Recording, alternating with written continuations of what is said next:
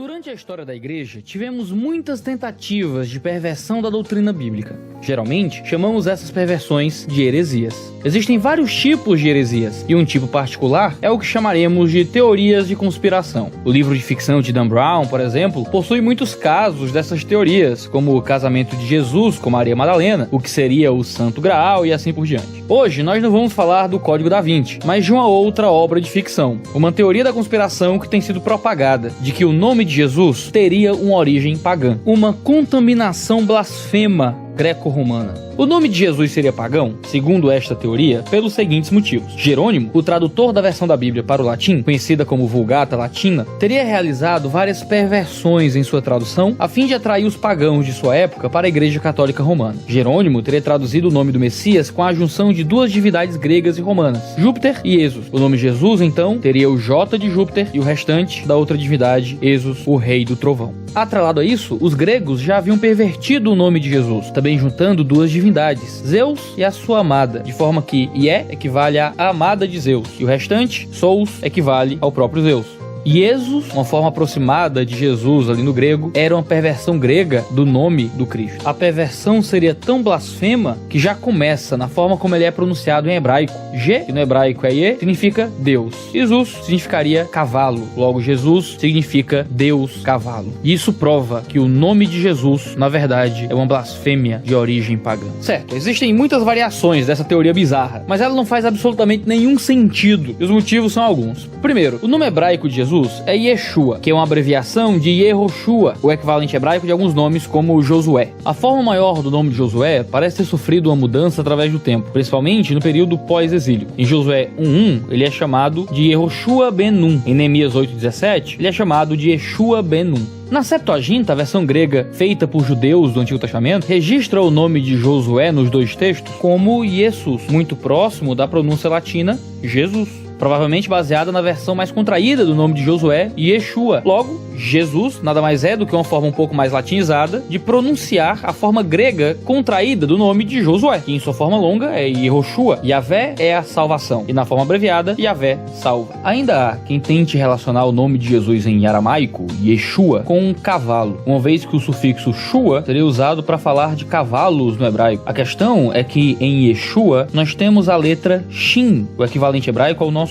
S, e não a letra Samer, que seria equivalente ao SH. Não há como relacionar o nome em aramaico de Jesus a qualquer animal que seja. Cabe considerar que em hebraico, Shua não significa cavalo, mas é na pronúncia grega que a pronúncia do hebraico faz com que Shua se torne Sus, que seria cavalo em hebraico. Ou seja, é uma confusão de línguas maior que qualquer coisa que a gente possa imaginar.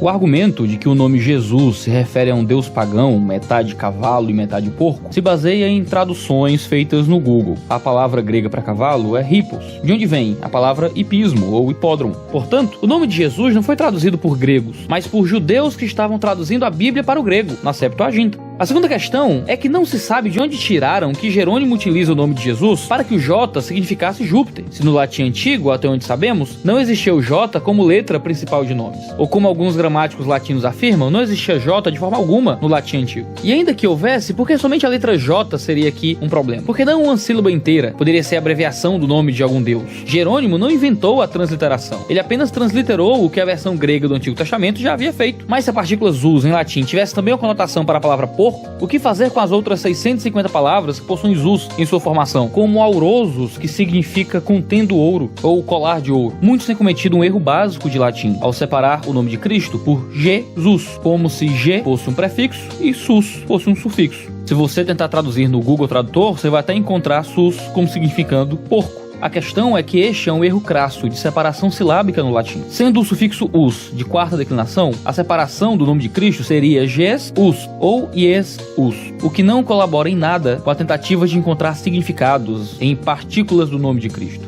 Ou seja, você não pode quebrar um nome para encontrar significado em sílabas separadas. Além disso, como alguém pode quebrar um nome assim para gerar significados nas partes divididas em outra língua? Ou seja, a palavra Zuz em hebraico é cavalo, mas em grego, cavalo é hippos. Não tem nada a ver com Zuz. E se o nome está em grego, por que a pronúncia tem um significado em hebraico? Ignore aqueles que dizem que Jesus só pode ser chamado de Yehoshua ou de Yeshua e que os nomes latinizados de Cristo são formas blasfemas de chamar o nome de Deus. Isso é só a teoria da conspiração. Tanto a forma abreviada como a forma completa do nome de Jesus foram transliteradas para o grego por judeus de forma muito natural, ao passo que Jerônimo apenas seguiu naturalmente a transliteração que deveria ser usada. Por fim, muitos ainda argumentam que nomes próprios não deveriam ser traduzidos e que o nome Jesus é uma ofensa ao Deus vivo porque é desconsiderar o seu nome de verdade. A questão é que nomes são sim adaptados a outras línguas. Muitos missionários americanos que vêm ao Brasil acabam adaptando seus nomes para que eles sejam melhor compreendidos em território nacional. O missionário Gerald acaba sendo conhecido como missionário Geraldo. Semelhantemente, muitos brasileiros fora do país acabam mudando seus nomes. Muitas pessoas de nome João acabam se apresentando por John, porque é difícil para americanos pronunciar o nosso tio nasalizado. É muito comum que nomes próprios sejam adaptados para ser mais conveniente à fala e à comunicação. Não há nada de absurdo de chamarmos o Cristo de Jesus. Paulo ordena a Timóteo que a gente não deve ficar se desgastando com discussões tolas sobre origens de palavras e genealogias, porque esses homens querem apenas confundir os escolhidos de Deus. Esses que inventam teorias da conspiração, eles não têm nada para te ensinar a respeito do Senhor.